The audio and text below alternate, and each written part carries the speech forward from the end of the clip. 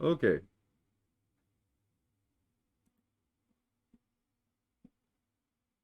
I think I think we're good. I think we're gonna find out. All right. So let's go and give this a try. I think we're back on. So with that being said, we continue of how everything's happening, and we get to Carl. We're gonna skip through a few things because a lot of this is just romantic nonsense on his part, because most of it is fantastical. Now we talk about how the how he starts to get closer to things in his mind anyways, about what's supposed to be happening and what he's expecting to go and happen. And then sadly on October 25th, 1931, Sunday, Elena finally passes away. Now, when this happens, Carl loses it. As he puts it, this is when what many, perhaps most people, would call the end. A strange kind of new life now began for me.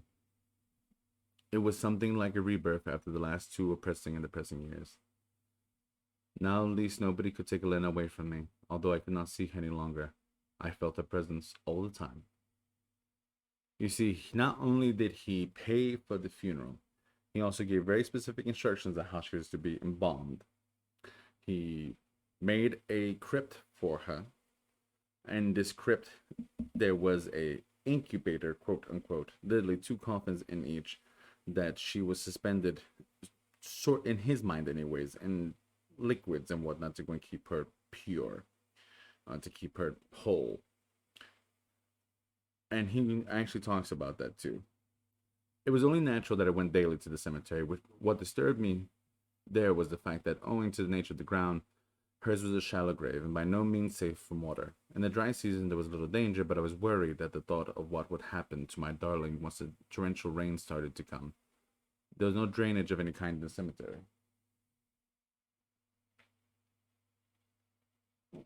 Forgive me, my speech is doing something weird. What you doing? Oh no, if you guys hear it, it's a hairball. Oh no, terrible. Ah.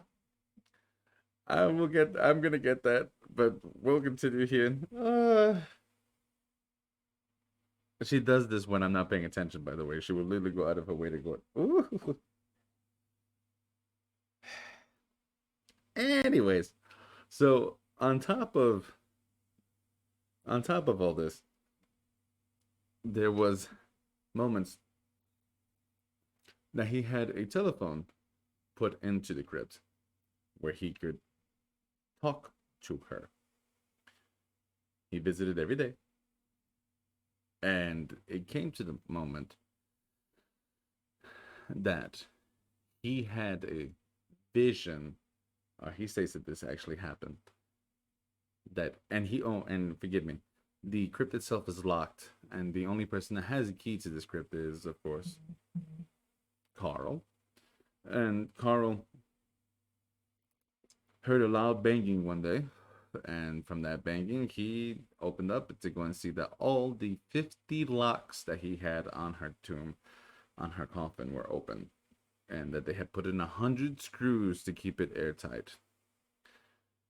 So, and he believes that this was all a practical joke, that all the locks have been opened by Elena. And as he states, now I could clearly hear tapping or cackling sound inside, very distinct, like nails or delicate fingers probably scratching a metal surface. With spontaneous resolution, I got the keys out my pocket and quickly opened the remaining locks of the casket. And with some effort, I succeeded in lifting the heavy lid. Starlight revealed that the inner coffin was still intact and sealed. But since I felt the necessity for close examination and was unable to hold the lid by my strength for any length of time, I looked around for some means to prop it. I happened to remember a piece of lumber lying around. I got it and now lifting the cover once more, I could support it with the log, with enough space between to squeeze head and shoulders in. I bent my ear to the inner coffin and listened intently. There was no sound, and I removed this lid altogether, putting it on the opposite side of the tomb. I tested every one of the 100 screws of the innermost casket. They were all intact. After screwing off the caps, I tested the top valve of the incubator, which had a filter of sterile cotton. As I took this filter out, a strange and pleasant perfume emanated and spread all over the room. There was no pressure of gas inside. There was only this mysterious smell which resembled a hymen, fragrant chemical in human blood, and not any manufactured perfume. It was exactly like the healthy and agreeable odor of a young woman's skin on a warm day. It simply was the typical odor which I loved so much of my bride Elena and of her hair. After a while, I placed my ear against the open valve, and after a minute or so, I heard her voice. Very distinctively in soft tones, it sounded so very much alive that instinctively I looked around everywhere to see whether by any chance she was standing somewhere nearby. She wasn't outside the coffin, of course, but unmistakably she spoke from the air inside, and she said these words: "You do love me still, don't you? Tell me, am I really dead? Elena, my darling, no, you are not really dead. It's only your body that's asleep and your spirit is dreaming. Carlos, where am I? You were in a little house, darling, which I had built for you. I built it so you should not be disturbed and be protected in your sleep. Is this then your house too? No, darling. I'm only here to visit you and wait for you to call me. I wish you would take me with you to your home. I want to stay with you. With all my heart, darling, I will take you with me, if needs be, to the end of the world." That was all the information he needed. But you see, on the new moon, Carl went and acted his plan to remove Elena using a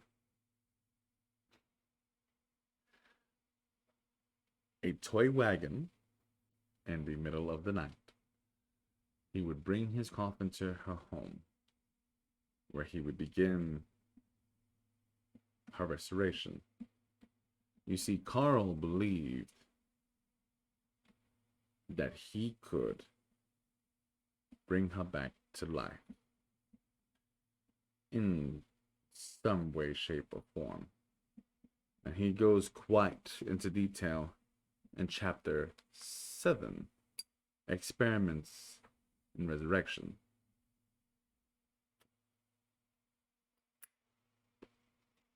Quote, "Her wish had been fulfilled, and as Easter was close at hand, I made everything nice and cozy in her cabin.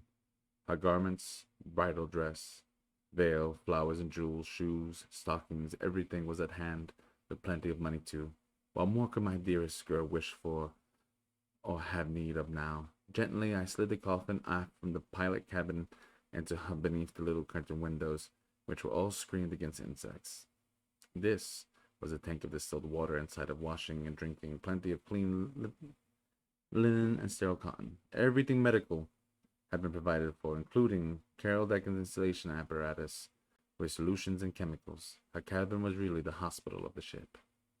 You see, he had put her inside of the ship, the plane that he had created. And that's when he would begin his work. And as he states, the last 4 screws were easily removed. I carefully loosened the cover and lifted it up and hooked it against the ship's walls. I can hardly describe the picture which unfolded before my eyes. It was a horrible and saddening sight to look inside the coffin after 18 months in the grave. It was disheartening. My poor darling, how you have been neglected. Of course you could not help yourself, and no one came to your aid. May God forgive me if I could have come to your aid in time to save you earlier. In your plight, your beautiful eyes broke and sank without anyone coming to bring you help. Your beautiful dress has decayed, and now it mars your beauty. My very soul was tortured when I saw her awful condition. I resolved I would help her out of this awful mess at once. She was my beloved bride. My promise to take care of her was a sacred one. With the greatest care, I now detached the uppermost layers, which were overgrown and eaten up with slimy molds. I then got out a large bucket and deposited rags into it until it was filled, carefully peeling off all the pieces around the head, face, and chest first. I found that many pieces had become glued to the skin, all of those which did not come off easily. I let her body to soak for the time being, as it might injure her delicate skin, which I wanted to keep intact. The bucket was heaping full and heavy. It had to be removed quickly, as the odor was overpowering. Then I prepared some soap solution and wetted all places and surfaces where rags were adhering to her body. Little by little, pieces loosened and came off, but not all of them. First night, again and again, I washed the body, tilting it carefully from one side to the other, as I washed the back and removed the rags from underneath. I also removed all uncleanliness from the floor of the casket. The bucket filled up once more and had to be taken out. When coming back, I rinsed the body and also the inside of the coffin thoroughly. But I used phenol solution this time for disinfecting and to remove the last traces of odor. After that, I dried her entire body, drained the coffin, and sponged it clean and dry. I want to go and make it very clear to all of you. For him, it's not her that smells. It's the coffin. You see, he was upset with the embalmer for not also embalming the coffin. Which is not something you do. But, again, and I want you also to go and notice, he never talks of disgust. He never mentions how it's her fault. He's never off put by her. Because it's not her fault. None of it is. Even as he looked at her eyes and see that they had gone from her face, he had actually ordered glass eyes and used those to go and fill up the empty black holes. And as he puts, and when looking so long and deep into those black openings where once her beautiful eyes shone so bright, it was strange indeed. It seemed as if a pair of pupils were forming again deep inside, and were looking at me from the bottom as well, straight and seriously. And then I heard her soft voice say, "Now you will love me no more, will you?" Those words cut into my heart like an arrow. They set me on fire with sacred love for her. I assured her, "Darling, I love you more than ever before. If it were not so, I would not have taken you to me." Then, kissing her dry lips and breathing deeply into her lungs until her bosom rose, I unpacked her bridal gown and covered her body with it. I draped her with the silk veil and adorned her head and hair with a golden crown. She looked so wonderful now I could not resist. The wondrous spell, and trembling with burning love, I sank gently into the coffin to her and kissed her as though she were alive. Long I lay thus, holding her closely to me. The living and the dead united in love. The sweetness of this was divine. Never had I dreamt that she had preserved so sweet and intense a love for me after being in the grave so long. Was it possible? I could hardly grasp or believe it. But there was undeniable evidence. Life and death united together, eye to eye. Long and silent we lay. We needed no words. Words could not express the heavenly bliss of what we were experiencing. We were two kindred spirits flowing together. It was soul resting within soul. It was sweet and lovely beyond human words or understanding. God bless her soul and body. He would continue to work on Elena, fixing her bones with piano wire, filling up her stomach cavity with rags, using plaster of Paris along her face as it began to cave in and corrode. But he did a lot. It was one of those things that he worked on her all the time.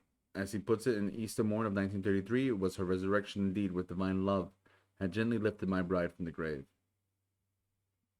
And there's so much that he talks about how life is a battle. The statement is in order as really as we fight to beginning to the end until one by one drop out of combat.